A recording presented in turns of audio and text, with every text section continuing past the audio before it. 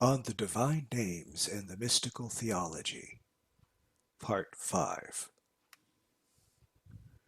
20.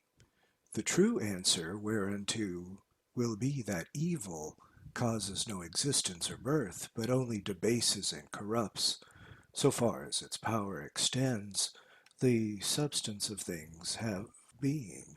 And if anyone says that it is productive, and by that the destruction of the one thing giveth birth to somewhat else, the true answer is that it doth not so qua destructive and evil, it only destroys and debases, but is taketh upon it from the form of birth, essence through the action of the good.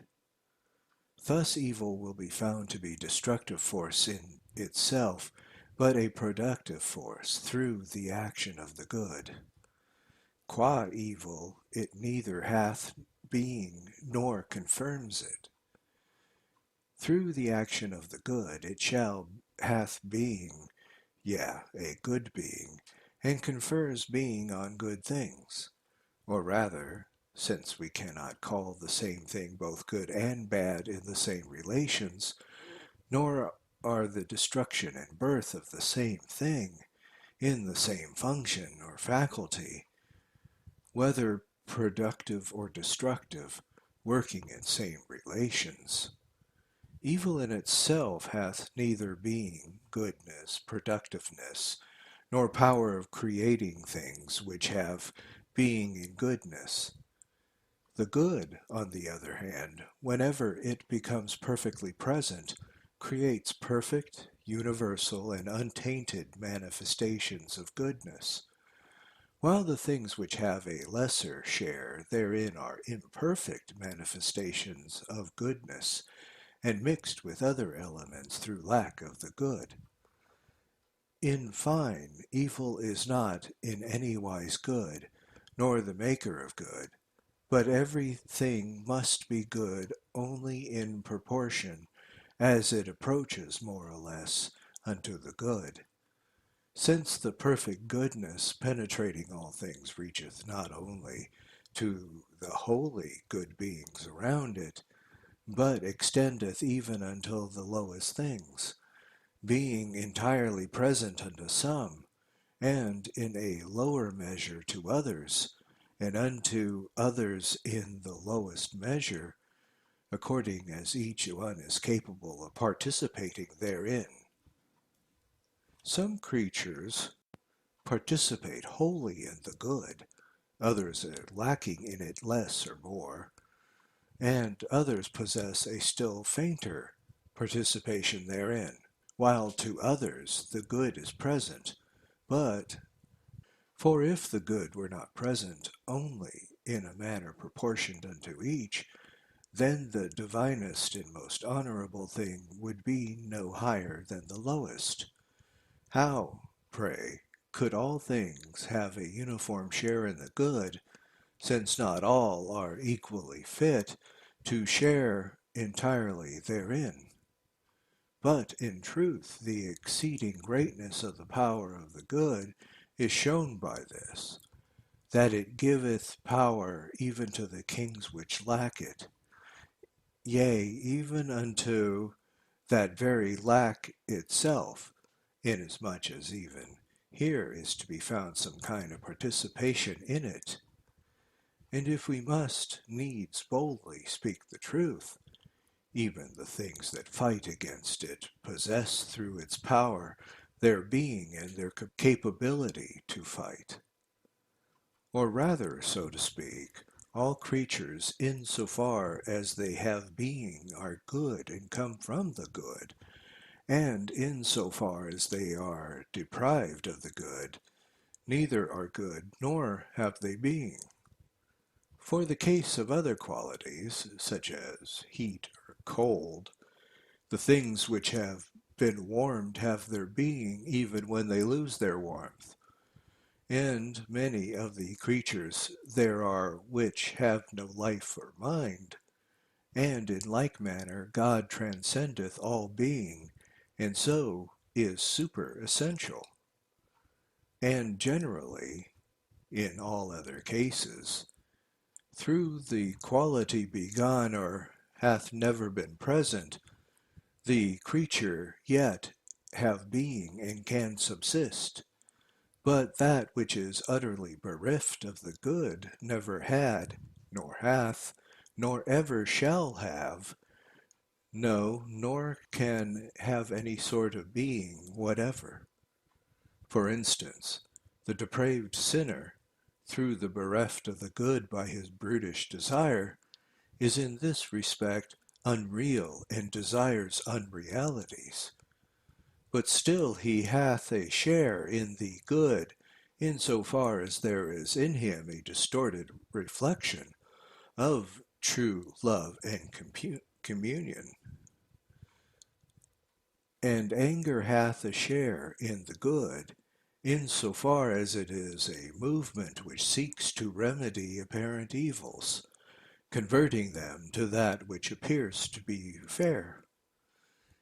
And even he that desires the basest life, yet in so far as he feels desire at all, and feels desire for life, and intends what he thinks is the best kind of life, so far participates in the good. And if you wholly destroy the good, there drill be neither being, life, desire, nor motion, nor any other thing. Hence the birth of fresh life out of destruction is not the function of evil, but is the presence of good in a lesser form, even as disease is a disorder, yet not the destruction of all order. For if this happens, the disease itself will not exist. But the disease remains and exists. Its essence is order reduced to a minimum, and in this it consists. For that which is utterly without the good hath neither being nor place among things that are in being, but that which is of a mixed nature owes to the good its place among things in being, and hath this place amongst them, and hath being just so far as it participates in the good. Or rather, all things in being will have their being more or less in proportion as they participate in the good. For so far as mere being is concerned, that which hath not being in any respect will not exist at all, and that which hath being in one respect but not in another doth not exist in so far as it hath fallen away from the everlasting being, while in so far as it hath a share of being, to that extent it exists, and thus both an element of existence and an element of non-existence in it are kept and preserved. So too with evil. That which is utterly fallen from good can have no place either in the things which are more good or in the things which are less so. That which is good in one respect but not in another is at war with some particular good, but not with the whole of the good. It also preserved by the admixture of the good, and thus the good giveth existence to the lack of itself through some element of itself being present there. For if the good is entirely removed, there will not remain aught at all, either good or mixed or absolutely bad. For if evil is imperfect goodness, the perfect absence of the good will remove both the perfect and the imperfect good, and evil will only exist and appear because, while it is evil in relation to one kind of good, being the contrary thereof, yet it depends for its existence on another kind of good, and to that extent is a good thing. For things of the same kind cannot be wholly contradictory to another in the same respects. Hence evil is non-existent. 21. Neither inhereth evil in existent creatures. For if all creatures are from the good, and the good is in them all and embraces them all, either evil can have no place among the creatures, or else it must have a place in the good. Now it cannot inhere in the good any more than cold can inhere in fire. Just so the quality of becoming evil cannot inhere in that which turns even evil into good. And if evil doth inhere in the good, what will the mode of its inheritance be? If you say, it cometh of the good, I answer, that is absurd and impossible. For, as the infallible Scriptures say, a good tree cannot bring forth evil fruit, nor yet is the converse possible. But if it cometh not of the good, it is plainly from another origin and cause. Either evil must come from the good, or the good from evil, or else, if this is impossible, both the good and the evil must be from another origin or cause. For no duality can be an origin. Same unity must be the origin of all duality. And yet it is absurd to suppose that two entirely opposite things can owe their birth and their being to the same thing. This would make the origin itself not a simple unity, but divided, double, contradictory, and discordant. Nor again is it possible that the world should have two contradictory origins, exist in each other, and the whole and mutually at strife.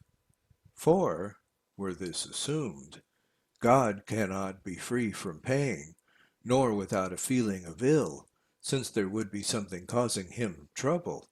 Yea, all things must in that case be in a state of disorder and perpetual strife.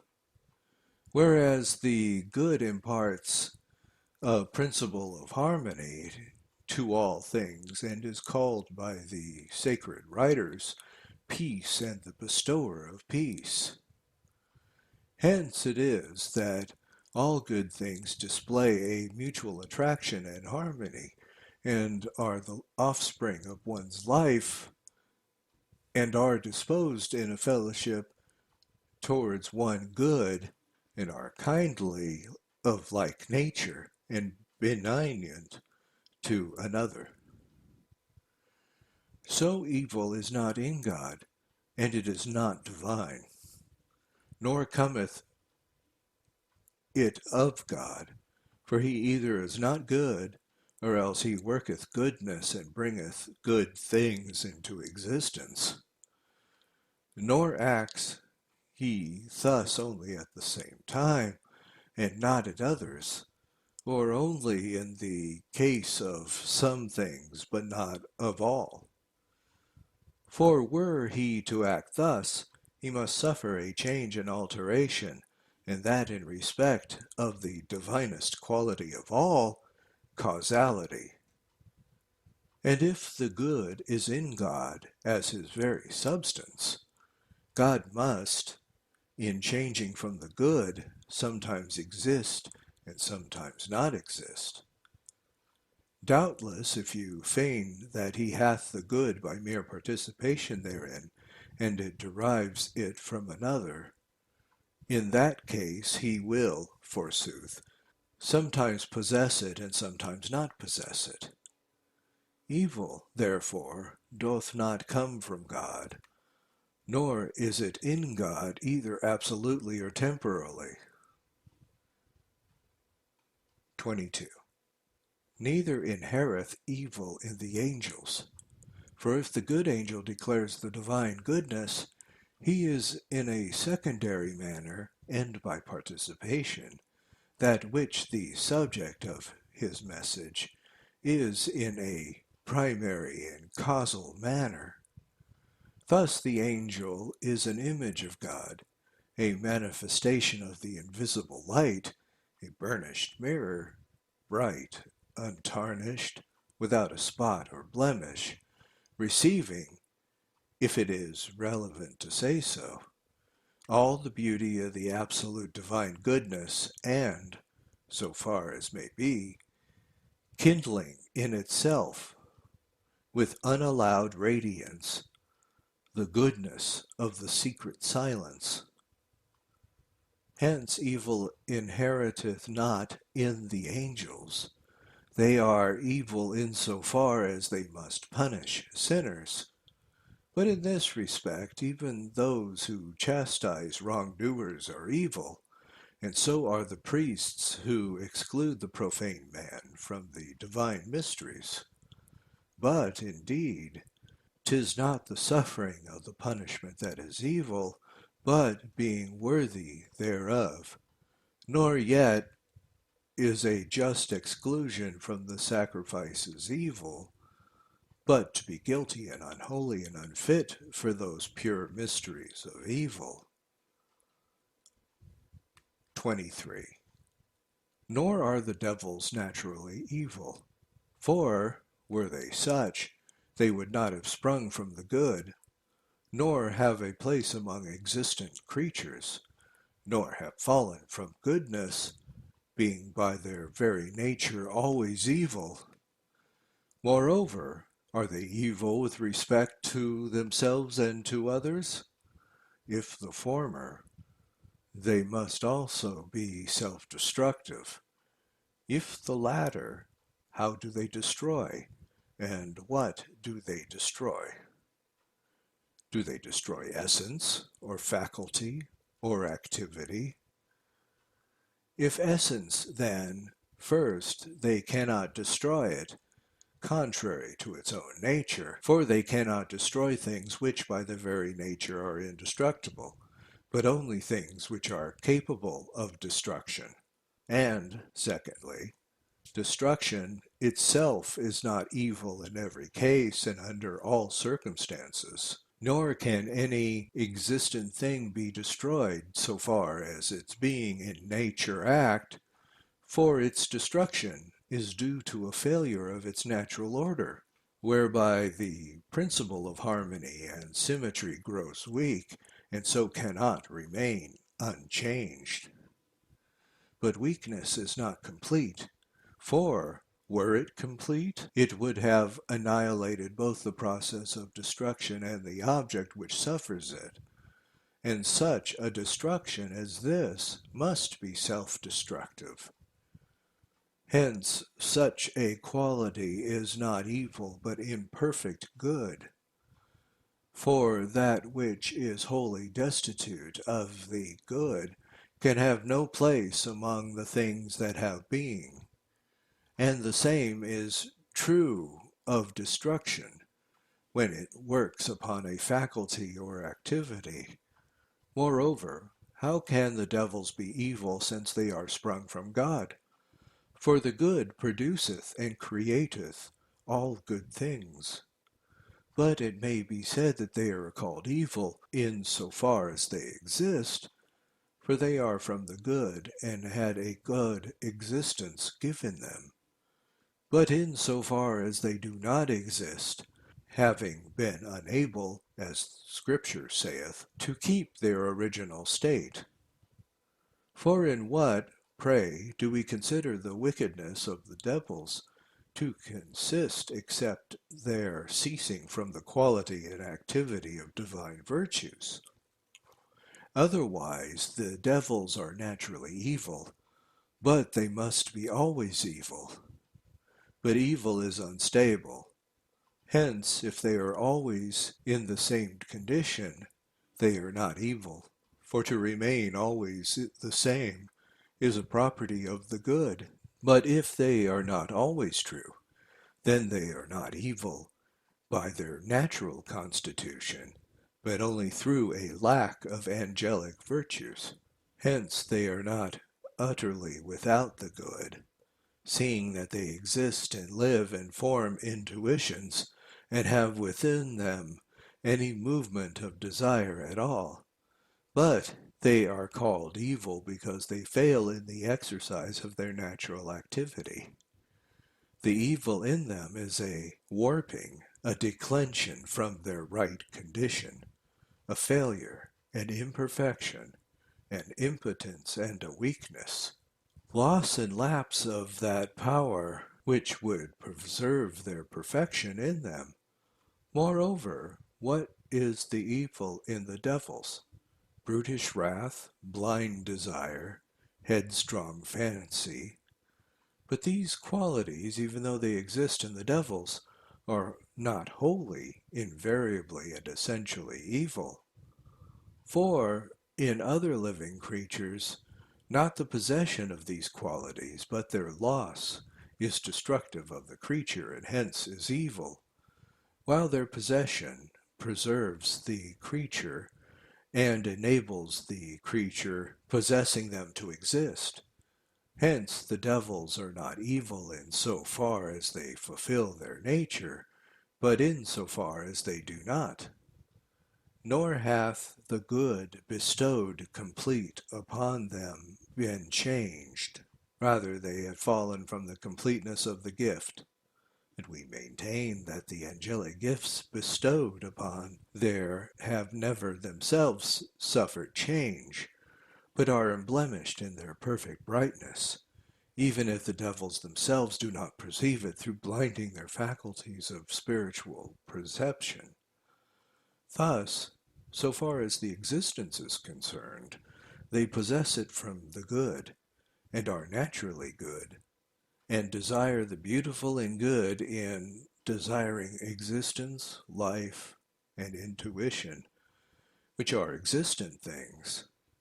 But they are called evil through the deprivation and the loss whereby they have lapsed from their proper virtues, and hence they are evil in so far as they do not exist, and in desiring evil they desire that which is not existent. 24. But perhaps some one will say that the human souls are the seat of evil.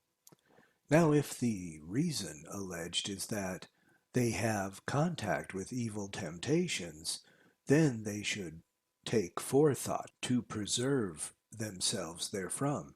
But this is not evil, but good, and cometh from God, that turns even evil into good. But if we mean the deprivation which the souls undergo, and in what they undergo deprivation except in the deficiency of good qualities and activities, and in the failure and fall therefrom due to their own weakness, even so we say that the air is darkened around us by a deficiency and absence of the light, while yet the light itself is always light and illuminates the darkness. Hence the evil inherith not in the devils or in us as evil, but only as a deficiency and a lack of perfection of our proper values. 25. Neither inherith evil in the brute beasts. For if you take away the passions of anger, desire, etc., which are not in their essential nature evil, although alleged to be so, the lion, having lost its savage wildness, will be a lion no longer, and the dog, if it becomes gentle to all, will cease to be a dog. Since the virtue of a dog is to watch and to allow its own masters to approach while driving strangers away. Wherefore 'tis not evil for a creature to act as preserveth its nature undestroyed. Evil is the destruction of its nature, the weakness and deficiency of its natural qualities, activities, and powers. And if all things which process of generation produces have all their goal of perfection in time, Even that which seemeth to be their imperfection is not wholly and entirely contrary to nature. 26. Neither inherith evil in nature as a whole. For if all natural laws together come from the universal system of nature, there is nothing contrary to nature. 'Tis but when we consider the nature of particular things, we find one part of nature to be natural, and another part to be unnatural. For one thing may be unnatural in one case, and another thing in another case, and that which is natural in one is unnatural in another. Now the evil taint of a natural force is something unnatural. It is a lack of the thing's natural virtues. Hence no natural force is evil. The evil of nature lies in a thing's inability to fulfill its natural functions. 27. Neither inherith evil in our bodies, for ugliness and diseases are a deficiency in form and a want of order. But this is not wholly evil, being rather a lesser good. For there were a complete destruction of beauty, form, and order, the very body must disappear. And that the body is not the cause of evil in the soul is plain in that evil can be nigh at hand even without a body, as it is in the devils. Evil in spirits, souls, and bodies is a weakness and lapse in the condition of their natural virtues. 28. Nor is the familiar notion true that evil inheres in matter qua matter. For matter, too, hath a share in order, beauty, and form, and if matter is with these things, in itself hath no quality or form, how can it produce anything, since in that case it hath not of itself even the power of suffering any affection? Nay, how can matter be evil? For if it hath no being whatsoever, it is neither good nor evil.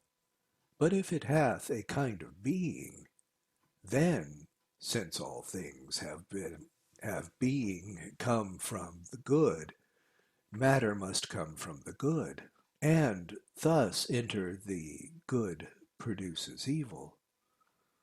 That is, evil, since it comes from the good, is good. And else the good itself is practiced by evil, that is, the good, as coming thus from evil, is evil. Or else we are driven back again to two principles. But if so, these must be derived from some further single source beyond them. And if they say that matter is necessary for the whole world to fulfill its development, how can that be good which depends for its existence upon the good? For evil abhors the very nature of the good. And how can matter, if it is evil, produce and nourish nature? For evil, qua evil, cannot produce or nourish anything, nor create or preserve it at all. And if they reply that matter causes not the evil in our souls, but that it yet draws them down towards evil, can that be true? For many of them have their gaze turned towards the good. And how can that be, if matter doth nothing except drag them down towards evil? Hence evil in our souls is not derived from matter, but from a disordered and discordant motion. And if they say that this motion is always the consequence of matter, and if the unstable medium of matter is necessary for things that are incapable of firm self-subsistence, then why is it that evil is thus necessary, or that this necessary thing is evil? 29. Nor is the common saying true that deprivation or lack fights by its natural power against the good.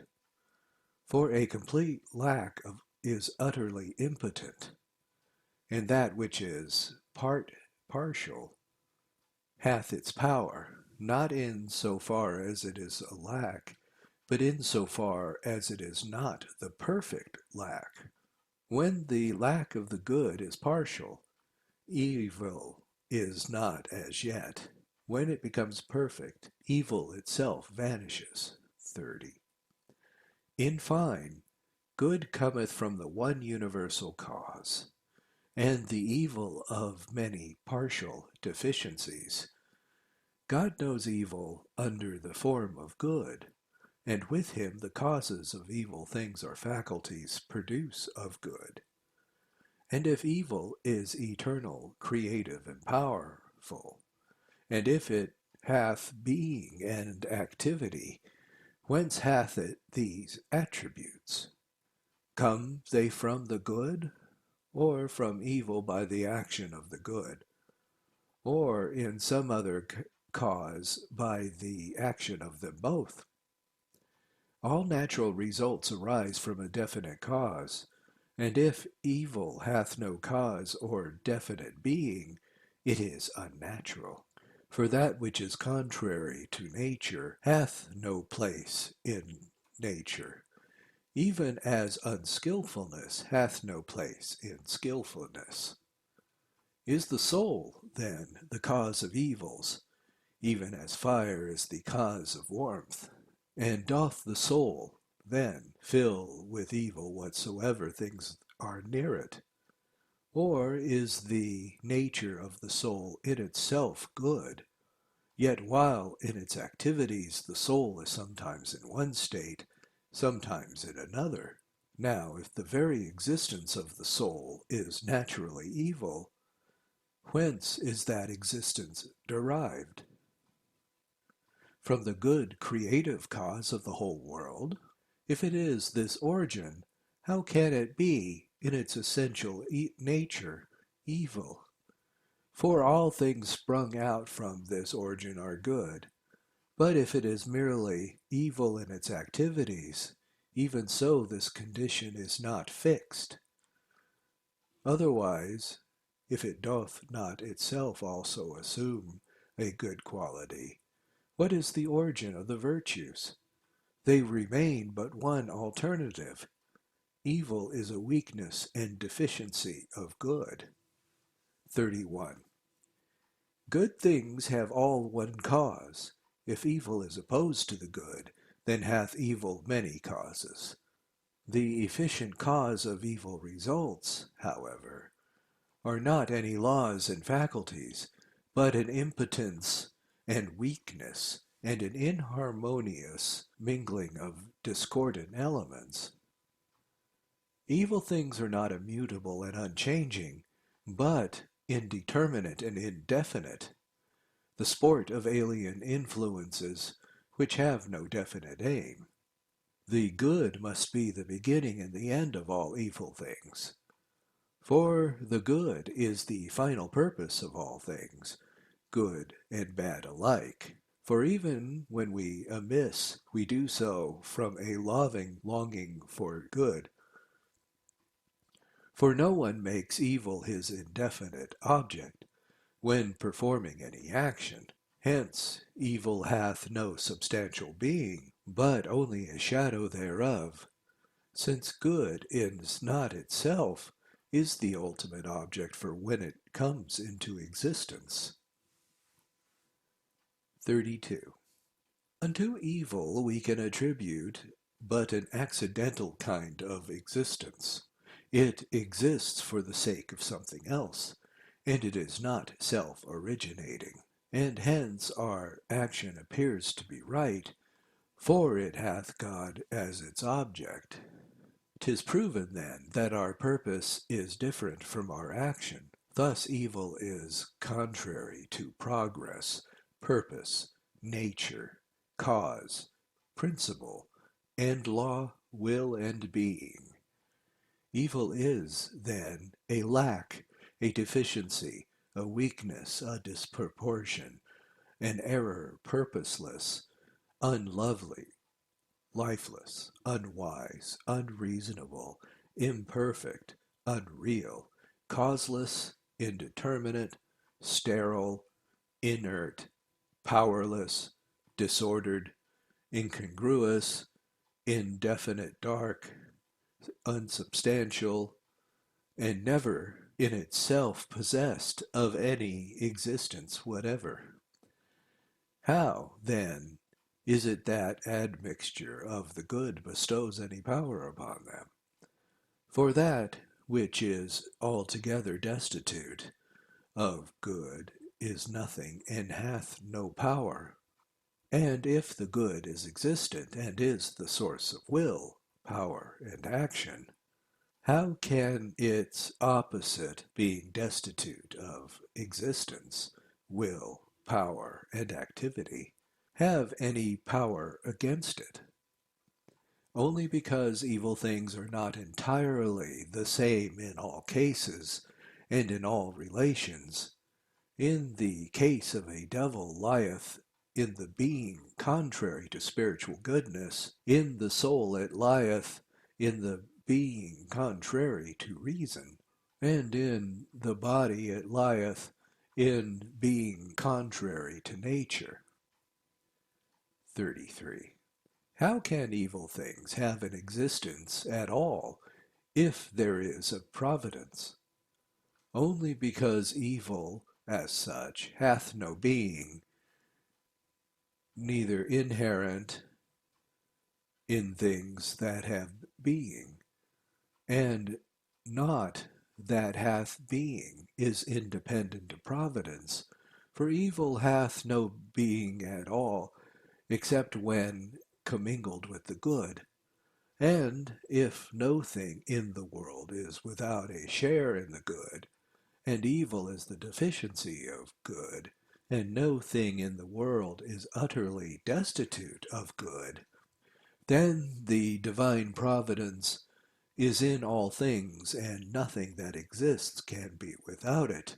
Yea, even the evil effects that arise are turned by providence to a kindly purpose, for the succor of ourselves and others, either individually or in common.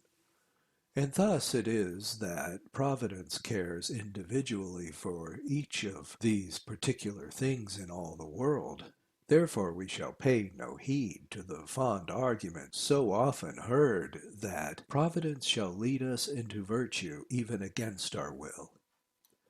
'Tis not worthy of Providence to violate nature, wherefore its providential character is shown herein, that it preserves the nature of each individual, and, in making provision for the free and independent, it hath respect unto their state, providing, both in general and in particular, according to the nature of those it cares for, can receive its providential benefactions, which are bestowed suitably on each by its multiform and universal activity. 34. Thus evil hath no being, nor any inherence in things that have being. Evil is nowhere qua evil, and it arises not through any prayer, but through weakness. Even the devils derive their existence from the good, and their mere existence is good. Their evil is the result of a fall from their proper virtues, and is a change with regard to their individual state, a weakness of their true angelical perfections. And they desire the good in so far as they desire existence, life, and understanding, and in so far as they do not desire the good, they desire that which hath no being. And this is not desire, but an error of real desire. 35. By men who sin knowingly, Scripture means them that are weak in the exercised knowledge and performance of good, and by them we know the divine will and do it not. It means that have heard the truth and yet weak in faith to trust the good or in the action to fulfill it. And some desire not to have understanding in order that they may be good. So great is the warping or the weakness of their will. And, in a word, evil, as we have often said, is weakness, impotence, and deficiency of knowledge, or at least of exercised knowledge, or of faith, desire, or activity as touching the good. Now it may be urged that weakness should not be punished, but on the contrary should be pardoned. This would be just were the power not within man's grasp. But if the power is offered by the good that giveth without a stint, as saith the Scripture, that which is needful to each other, we must not condone the wandering or defection, desertion, and fall from the proper virtues offered by the good. But hereon let that suffice which we have already spoken to the best of our abilities. In the treatise concerning justice and divine judgment, and a sacred exercise wherein the truth of Scripture disallows as lunatic babbling such nice arguments as despitefully and slanderously blaspheme God. In this present treatise we have, to the best of our abilities, celebrated the good as truly admirable, as the beginning and end of all things, as the power that embraces them, and that which gives form to non-existent things, as that which causes all good things and yet causes no evil things, as perfect providence and goodness surpassing all things that are and all that are not, and turning base things and the lack of itself into good, as that which all must desire, yearn for, and love, as possessed of many other qualities, the which a true argument hath, methinks, in the chapter expounded. Chapter 5. Concerning existence, and also concerning exemplars. 1. Now must we proceed to the name of being, which is truly applied by the divine science to him that truly is. But this much we must say, that it is not the purpose of our discourse to reveal the superessential being in its superessential nature, for this is unutterable, nor can we know it, or in any wise express it, and it is beyond even the unity, but only to celebrate the emanation of the absolute divine essence into the universe of things. For the name of good reveals all the emanations of the universal cause, extending both to the things which are and to the things which are not, and it is beyond both categories. And the title of existent extends to all existent things and beyond them. And in the title life extends to all living things and is beyond them. And the title of wisdom extends to the whole realm of intuition, reason, sense perfection, and it is beyond them all. 2. These names which reveal the providence of God, our discourse will now consider. For we make no promise to express the superessential goodness and being of life and wisdom of the absolute superessential Godhead, which, as saith the Scripture, hath its foundation in a secret place, beyond all goodness, Godhead, being, wisdom, and life. But we are considering the benignant providence which is revealing to us and are celebrating it as transcendent goodness and cause of all things, and as existent as life, and as wisdom, and as productive cause of existence and of life and giver of wisdom, in those creatures which partake of existence, life, intelligence, and perception.